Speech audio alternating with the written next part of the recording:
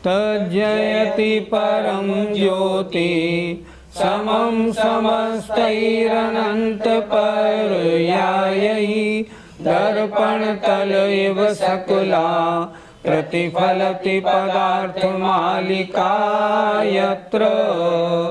पंच परमेष्ठी भगवान की जय। कैसा आहार देना चाहिए, आहार देने वाला कैसा होना चाहिए, इस सब की चर्चा रत्करण श्रावकाचार में बहुत अच्छी प्रकार से हो रही है। हम सबको अगर वो गुण हमें नहीं है तो लाने चाहिए, और कैसा आहार देना चाहिए वो भी हमने पिछली ज्ञानशाला में अच्छी तरह समझा होगा। अब आज आचार्य बता रहे हैं कि दान किनको देना चाहिए। पात्रों को। पात्र कितने प्रकार के होते हैं? पात्र 3 प्रकार के होते हैं। उनका स्वरूप क्या है ये आचार्य स्वयं इस अगले श्लोक में लिख रहे हैं। ध्यान से सुने, आज बहुत ज़रूरी बात आपसे करनी है। पुरुषार्थ सिद्धि उपाय में इस समय दान देने के बारे में बड़ी सुंदर सुंदर बातों का उल्लेख चल रहा है। पिछली ज्ञानशाला में बताया था कि दाता के 7 गुण कैसे होने चाहिए। ये भी बताया था पिछली ज्ञानशाला में कि दान देने योग्य वस्तु कैसी होनी चाहिए, जो राग द्वेष उत्पन्न ना करे बल्कि स्वाध्याय संयम आदि को बढ़ाने वाली हो। अब आज ये बता रहे हैं आचार्य कि दान किसको देना है? पात्र को। पात्र कितने प्रकार के होते हैं? 3 प्रकार के। पात्र कौन कौन से हैं, क्यों है, इसकी चर्चा आज होगी। पात्रं त्रिभेदमुक्तं संयोगो मोक्षकारणगुणानाम्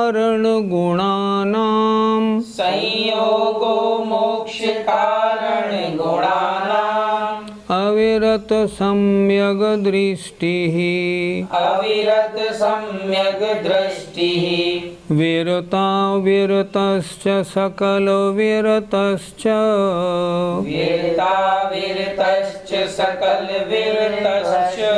बोलिए। पात्रं त्रिभेदमुक्तं संयोगो मोक्षकारणगुणानाम् अविरत सम्यग दृष्टि विरता विरतश्च सकल विरतश्च। पात्रम पात्र, त्रिभेदम 3 प्रकार के, उक्तम कहे गए हैं। ये मुक्तम का ये माँ इसमें आ गया तो ये हो गया उक्तम। पात्र 3 प्रकार के कहे गए हैं। किस वजह से पात्र कहे गए हैं? मोक्ष के कारण जो गुण हैं उनका संयोग होने से, अर्थात मोक्ष के कारण गुणों का संयोग होने से पात्र 3 प्रकार के कहे गए हैं। कौन कौन से? अविरत सम्यक दृष्टि, चतुर्थ गुणस्थानवर्ती, विरता विरतश्च, पंचम गुणस्थानवर्ती, और सकल विरतश्च, 6ठे 7वें गुणस्थानवर्ती मुनि महाराज। ये 3 प्रकार के पात्र हैं। सकल विरत जो 6ठे 7वें गुणस्थानवर्ती मुनि महाराज हैं, इन्हें हमने कहा ये मुनि महाराज उत्तम पात्र हैं। जो विरता विरत अर्थात पंचम गुणस्थानवर्ती अणुव्रती हैं, जो मुनि महाराज नहीं है व्रती हैं, वे विरता विरत हैं। ये मध्यम पात्र कहलाते हैं। और जो अविरत सम्यक दृष्टि है, सच्चे देव शास्त्र गुरु का भक्त है, ऐसा अव्रती जीव अविरत सम्यक दृष्टि चतुर्थ गुण स्थानवर्ती ये जघन्य पात्र है। फिर देखें मोक्ष कारण गुणानाम संयोगो, मोक्ष के कारण जो गुण हैं उनका संयोग होने से। मोक्ष के कारण गुण कौन कौन से? सम्यक दर्शन, सम्यक ज्ञान, सम्यक चारित्र। इनका संयोग होने से पात्र 3 प्रकार के कहे गए हैं। अविरत सम्यक दृष्टि जघन्य पात्र, विरता विरत मध्यम पात्र और सकल विरत मुनि महाराज उत्तम पात्र। एक बार फिर देखें अच्छी तरह से। मोक्ष के कारण गुणों का अर्थात सम्यक दर्शन, सम्यक ज्ञान, सम्यक चारित्र का संयोग होने से पात्रम पात्र 3 भेद वाले उत्तम कहे गए हैं। पहला अविरत सम्यक दृष्टि, दूसरा विरता विरत और तीसरा सकल विरत। सकल विरत मुनि महाराज उत्तम पात्र, विरता विरत मध्यम पात्र अर्थात व्रती, प्रतिमाधारी, क्षुल्लक क्षुल्लिका, एलक और आरिका, विरता विरत। और अविरत सम्यक दृष्टि सच्चे देव शास्त्र गुरु की भक्ति रखने वाला ऐसा भक्त जिसने अभी व्रत नहीं लिए हैं। इस प्रकार उत्तम पात्र, मध्यम पात्र, जघन्य पात्र के भेद से पात्र 3 प्रकार के कहे गए हैं। पंडित जी, उत्तम पात्र कौन होते हैं? जो मोक्ष के कारण गुण, सम्यक दर्शन, सम्यक ज्ञान और सम्यक चारित्र के धारी मुनि महाराज हैं, वे उत्तम पात्र हैं। मुनि महाराज उत्तम पात्र। पर इतना ध्यान जरूर रखना है 28 मूल गुण का पालन करने वाले हों। देखो, अंदर के परिणामों को तो हम नहीं जान सकते, हमें नहीं मालूम। लिखा तो है उनका गुणस्थान 6ठा 7वां हो, पर 6ठा 7वां गुणस्थान है या नहीं ये हमारे ज्ञान का विषय नहीं। लेकिन अगर बहिरंग चर्या में 28 मूल गुणों का पालन नहीं है, वे उत्तम पात्र में नहीं आते, वे तो कुपात्र में आते हैं। हो सकता है किसी को बात थोड़ी कड़ी लगे, पर बात कड़ी लगने की नहीं, बात आगम के अनुसार तो यही है। कोई मुनि महाराज हैं, अगर वो पंखा, एसी, कूलर यूज़ करते हैं, अपने पास मोबाइल, लैपटॉप रखते हैं, वे शौच के लिए जंगल में नहीं जाते, शौचालय में जाते हैं, लघु शंका दीर्घ शंका के लिए पैसे की बात करते हैं, जिनके आहार कल किनके यहाँ होगा ये पहले तय हो जाता है, जो गरम रोटी आदि खाते हैं, नहीं वे उत्तम पात्र में नहीं आते, वे कुपात्र में आते हैं। उनको तो आहार देने का फल पाप है, पुण्य भी आचार्यों ने नहीं लिखा। तो उत्तम पात्र कौन हुए? जो 28 मूल गुणों का सही पालन करते हों, वे उत्तम पात्र हैं। मध्यम पात्र कौन है? जो व्रती हैं, जिन्होंने 1 प्रतिमा से लेकर के 11 प्रतिमा तक धारण की है, जो क्षुल्लक हैं, क्षुल्लिका हैं, एलक हैं, आरिका हैं, ये सब मध्यम पात्र में आती हैं, ये उत्तम पात्र में नहीं आती। और जो अविरत सम्यक दृष्टि सच्चे देव शास्त्र गुरु का भक्त है, जैन धर्म का विधिवत पालन करता है, 7 तत्व 9 पदार्थों पर श्रद्धान है, धर्मात्मा है, लेकिन जिसके कोई व्रत नहीं है, ऐसा व्यक्ति जघन्य पात्र है। इस प्रकार पात्र 3 प्रकार के कहे गए हैं। पंडित जी, आरिका माता को आपने उत्तम पात्र में क्यों नहीं लिया? आरिका माता जी के सम्यक दर्शन, सम्यक ज्ञान तो है, पर अभी सम्यक चारित्र नहीं। उनका गुणस्थान कौन सा है? 5वां गुणस्थान होता है संयमा, संयम। थोड़ा संयम है, थोड़ा असंयम है। उत्तम पात्र में वो आते हैं जो संयमी हैं। आरिका माता जी अभी संयमा संयम 5म गुणस्थान वर्ती हैं, इसलिए हमने उनको उत्तम पात्र में नहीं लिया। हमने पहले भी एक बार और बताया था, आज से दो दिन पहले इसी ज्ञानशाला में, जो मुनि महाराज हैं उनकी नवदा भक्ति 9 भक्तियाँ होती हैं पूरी, लेकिन जो आरिका माता जी हैं या एलक क्षुल्लक हैं उनके 2 भक्ति कम होती हैं। अर्थात एक तो उनकी पूजा नहीं होती। पूजा क्यों नहीं होती? पूजा इसलिए नहीं होती कि वो 9 देवताओं में नहीं आती। हमारे यहाँ 5 परमेष्ठी, जिनवाणी, जिन धर्म, जिन चैत्य और चैत्यालय 9 देवता ही पूज्य माने गए हैं, अन्य कोई पूज्य नहीं माना गया। अन्य कोई भी देवी देवता या एलक छुल्लक महाराज या आरिका माता जी हमारे यहाँ 9 देवताओं में नहीं आते। ये आदरणीय है, हम इनको इच्छामी वंदामी करते हैं, ढोक लगाते हैं, लेकिन अर्घ्य चढ़ाने योग्य नहीं। पूजा करने योग्य तो मात्र 9 देवता हैं, उनमें ये आरिका माता जी नहीं आती हैं। हमने पहले एक बात और भी बताई थी, अच्छी तरह सुने। आजकल सारे हिंदुस्तान में 75% लोग ये गलती करते हैं।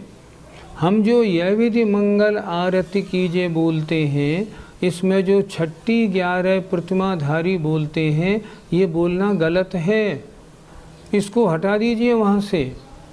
5वीं आरती साधु तुम्हारी हो गई और 6ठी आरती श्री जिनवाणी, बस 6ठी आरती 11 प्रतिमाधारियों की आरती नहीं होती, आगम में कहीं भी नहीं लिखा। इसलिए हमने कहा था आरिका माताजी हो, छुल्लक हो या एलक हो, कोई भी आगम प्रमाण इनकी भक्ति का नहीं मिलता। जितने प्रमाण भी सब लोग बताते हैं, कोई भी आगम सम्मत प्रमाण नहीं है।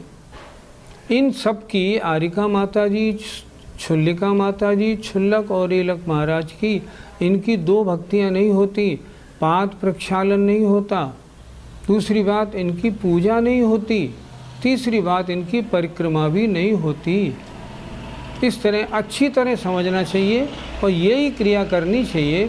हम जो क्रिया करते आ रहे हैं उन परंपराओं को एक तरफ रख दें। हम क्या करें? हम वो करें जो आगम बोलता है। आगम में आरिका माता जी का कहीं भी उन्होंने पूजा करने का विधान या इस तरह का विधान नहीं लिखा। इसलिए आगम के अनुसार चर्या बनाएं। जो भूल हम करते आ रहे हैं उसको हम ठीक करें। पंडित जी, कौन महाराज सम्यक दृष्टि है या मिथ्या दृष्टि, यह हमको मालूम कैसे पड़े? आंतरिक परिणामों की जानकारी और गुणस्थान हमारे ज्ञान का विषय नहीं होता।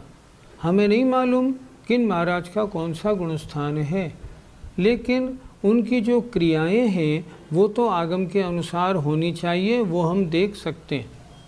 जिनकी क्रियाएं आगम के अनुसार हैं वे तो 6, 7वें गुणस्थानवर्ती हो सकते हैं, पर जिनकी क्रियाएं आगम के अनुसार नहीं हैं उनके 6, 7वां गुणस्थान कभी भी नहीं हो सकता।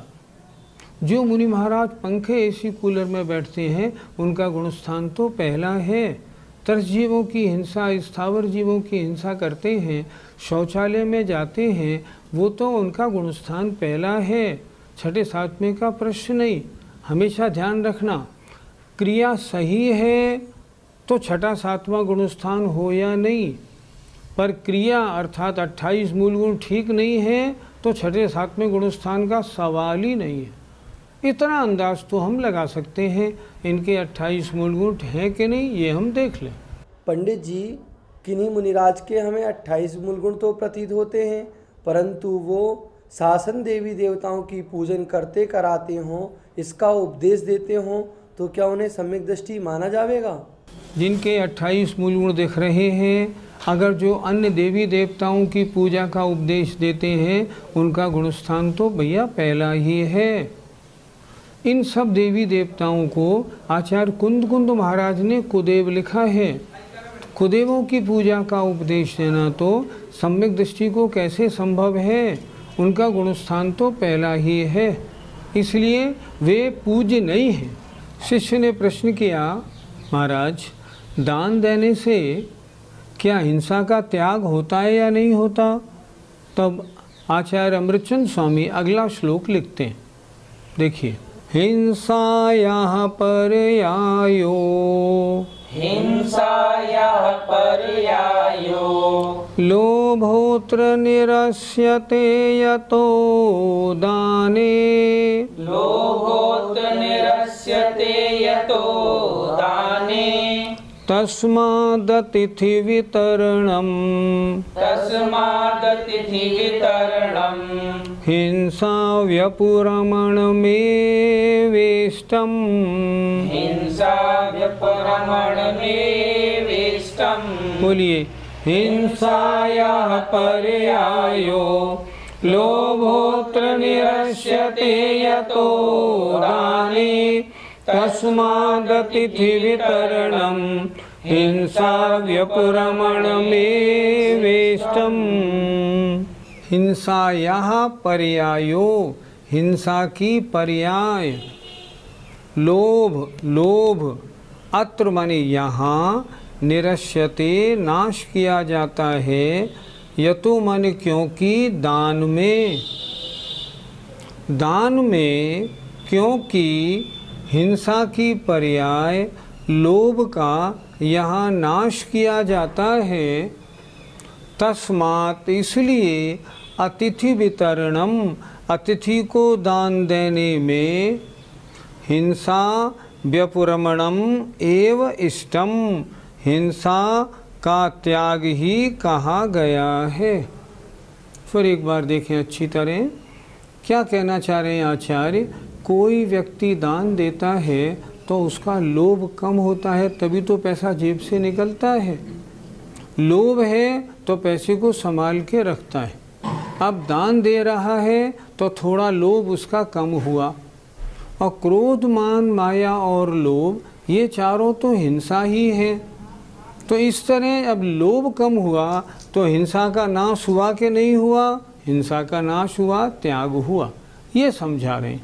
फिर देखें, हिंसा की पर्याय जो लोभ है वो यहाँ क्योंकि दान देने में नाश किया जाता है, लोभ नष्ट होता है तब दान की बात बनती है। तस्मात् इसलिए अतिथि को वितरणम माने दान देने में, हिंसा व्यपरमणम एव इष्टम, हिंसा का त्याग ही इष्ट है कहा गया है। अर्थात दान देने में क्या हिंसा का त्याग हुआ कि नहीं हुआ? हुआ। क्यों हुआ?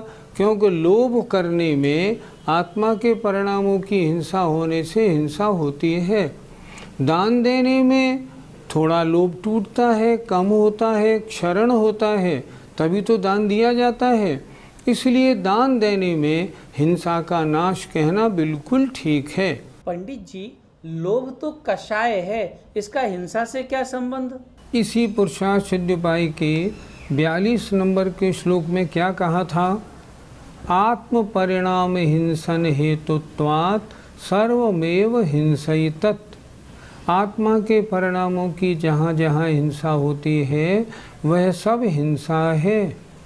चाहे झूठ बोलो, चोरी करो, कुशील करो, परिग्रह रखो, क्रोध करो, मान करो, कुछ भी करो, इन सब में आत्मा के परिणामों की हिंसा है या नहीं? बिल्कुल है। क्या ये आत्मा का स्वभाव है? नहीं, बिल्कुल नहीं है। तो जब ये आत्मा का स्वभाव नहीं है तो आत्मा के परिणामों की हिंसा हो रही है, इसलिए हिंसा है। लोभ में आत्मा के परिणामों की हिंसा है और यहाँ दान देने में लोभ कम होता है, इसलिए यहाँ हिंसा दूर होती है, हिंसा का नाश होता है, हिंसा कम होती है। ऐसा कहना बिल्कुल ठीक है। लोभ भी तो आत्मा के परिणामों की हिंसा करने से हिंसा ही है। पंडित जी, हमारे शहर में तो आर्य या मुनि नहीं आते, तो फिर हम दान कैसे दें? अगर आपके यहाँ नहीं आते मुनि, आर्यका माता जी वगैरह, तो जहाँ मुनि महाराज हैं, जहाँ आर्यका माता जी हैं, आप वहाँ चले जाइए ना। वहाँ चौका लगाइए, आहार दीजिए, उनको शास्त्र आदि की आवश्यकता हो उसको पूरी करिए, वहाँ जाके दान दे दीजिए। क्या बात है? कोई मुनि, आर्यका माता जी कहीं बीमार हो, उनका शुद्ध दवाई से इलाज करा के औषधि दान दीजिए। ज़रूरी थोड़ी है कि आपके गांव में आए, लेकिन आपके गांव में कोई मंदिर तो होगा जहां आप रहते हैं। यदि मंदिर है तो वहां जो और घर हैं उन सबको पढ़ाने की व्यवस्था कराइए, तो भी आपके ज्ञान दान हो जाएगा। दूसरी बात, एक अपात्र दान भी होता है।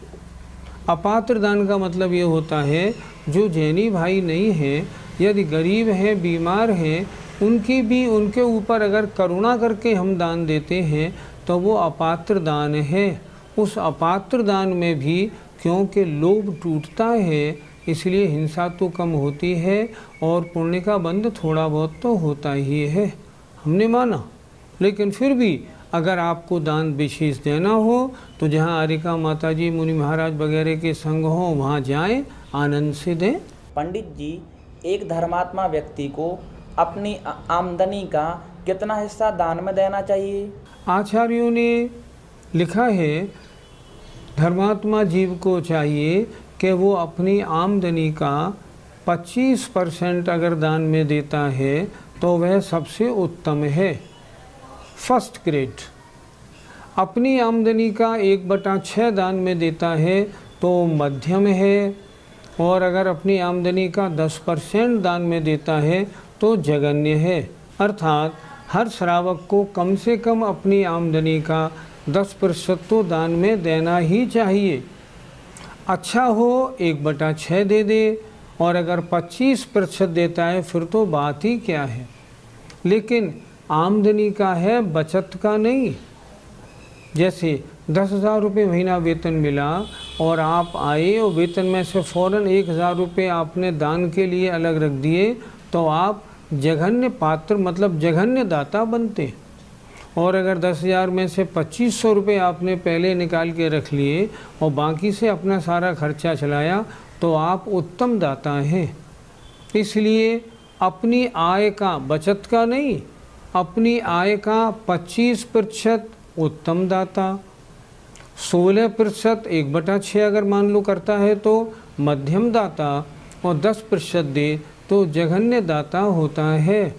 लेकिन हम जरा ये भी तो सोचें, हम कितना देते हैं। हम बात तो बहुत कर रहे हैं, पर हम ये सोचें हम कौन से दाता हैं।